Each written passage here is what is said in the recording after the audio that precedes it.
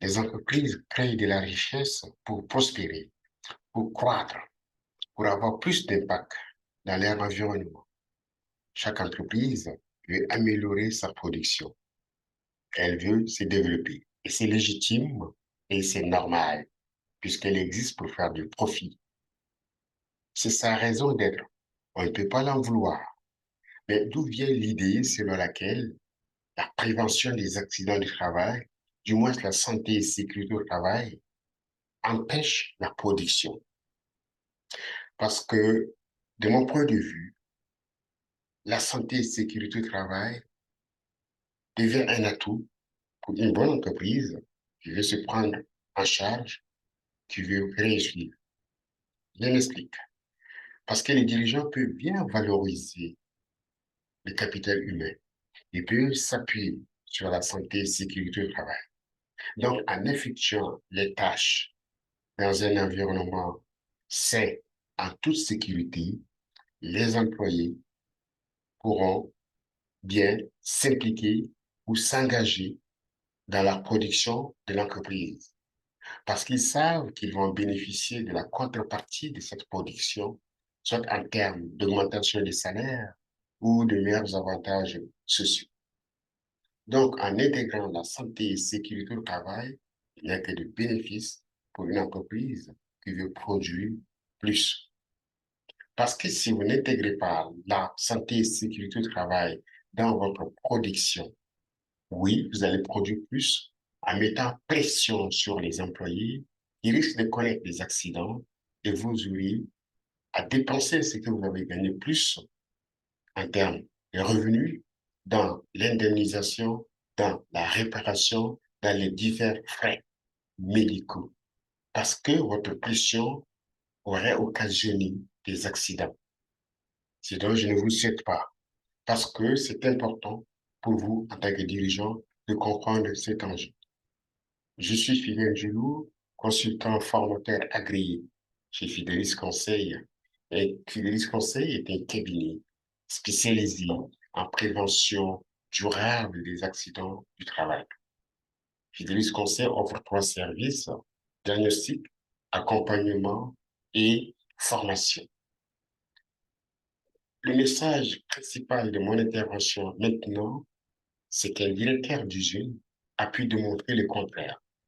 Il a su équilibrer la santé, la sécurité au travail et la production.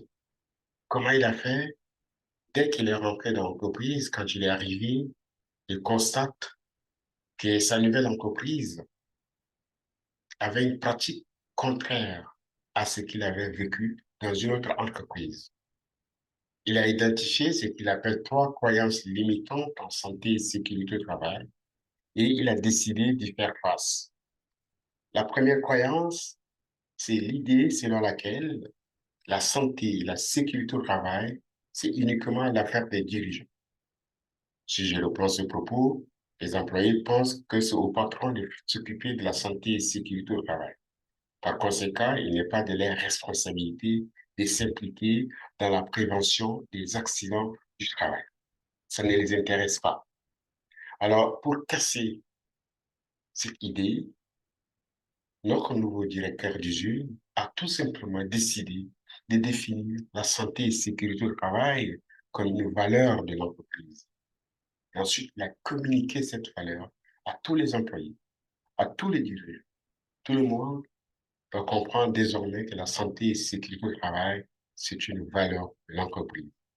Par exemple, à l'entrée de l'entreprise, vous ne pouvez pas accéder si vous n'avez pas signé l'engagement d'observer strictement les règles de santé et sécurité au travail.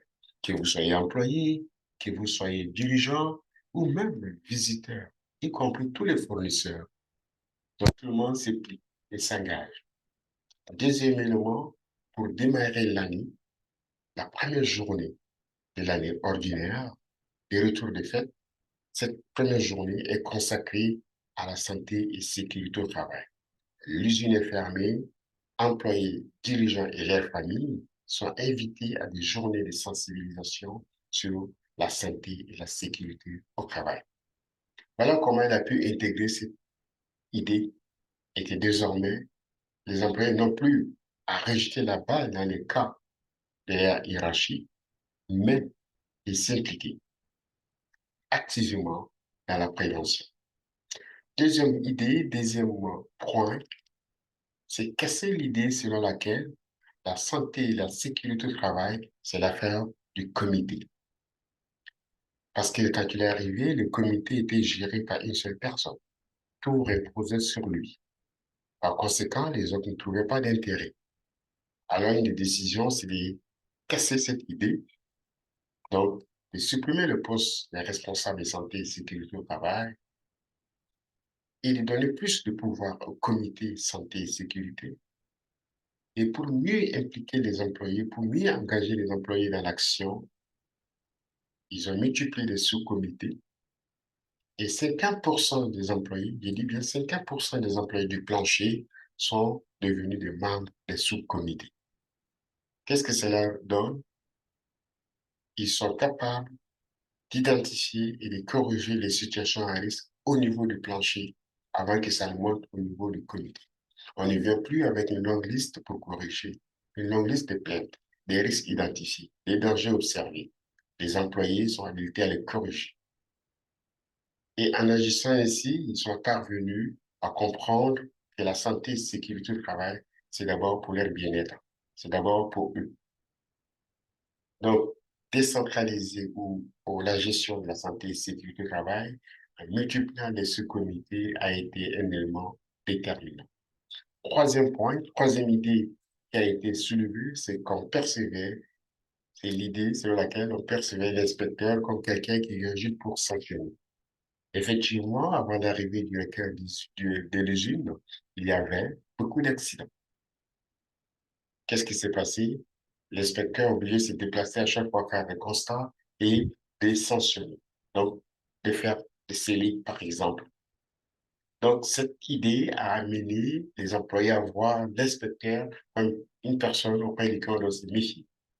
Avec la nouvelle équipe de direction, désormais, les employés étant aptes à identifier et à corriger les situations avec le niveau plancher, mais comme il n'y a plus de responsable SST, ils sont obligés de prendre le téléphone et d'appeler l'inspecteur lorsqu'ils ont un problème. Donc, l'inspecteur qui était perçu comme une personne méfiante, auprès duquel on se méfier, je m'excuse, est devenu un allié dans leur démarche de prévention. Voilà comment j'ai constaté avec joie les changements observés dans cette usine et que le directeur, juste par sa volonté, a décidé désormais que la santé et la sécurité au travail deviennent l'affaire de toute l'entreprise. Par conséquent, qu'est-ce qui s'est passé? Un résultat, en termes de résultats, il y a une diminution des lésions, donc il n'y a plus d'accidents, il y a moins des incidents répétitifs. Au fur et à mesure qu'ils avancent, ils arrivent à éliminer les risques. Par conséquent, la situation est améliorée et cela a eu un impact sur la production de l'entreprise qui a considérablement augmenté. En résumé, je vous ai mentionné trois croyances limitantes qui ont freiné la production en raison des accidents, en raison de la perte du temps, de prix du matériel. Ces croyances limitantes sont, un, c'est casser l'idée selon laquelle la santé et la sécurité au travail, c'est l'affaire des dirigeants. Deuxièmement, c'est casser l'idée selon laquelle la santé et la sécurité au travail, c'est l'affaire du comité uniquement. Troisième idée, c'est casser l'idée selon laquelle la santé et la sécurité au travail, c'est se traduit par une méfiance de l'inspecteur. C'est-à-dire, on voyait l'inspecteur juste une personne qui venait pour sanctionner. Alors, ces trois éléments ont été éliminés. Par conséquent, l'entreprise s'est retrouvée avec une situation plus intéressante qu'il y avait 5 ans avant. Si vous avez aimé cette vidéo, je vous invite à cliquer sur j'aime et surtout à les partager dans vos différents réseaux sociaux et professionnels. Je vous invite également à télécharger votre guide, un guide élaboré pour vous, les 5 étapes pour développer un système de prévention durable des accidents de travail, afin effectivement de diminuer les accidents.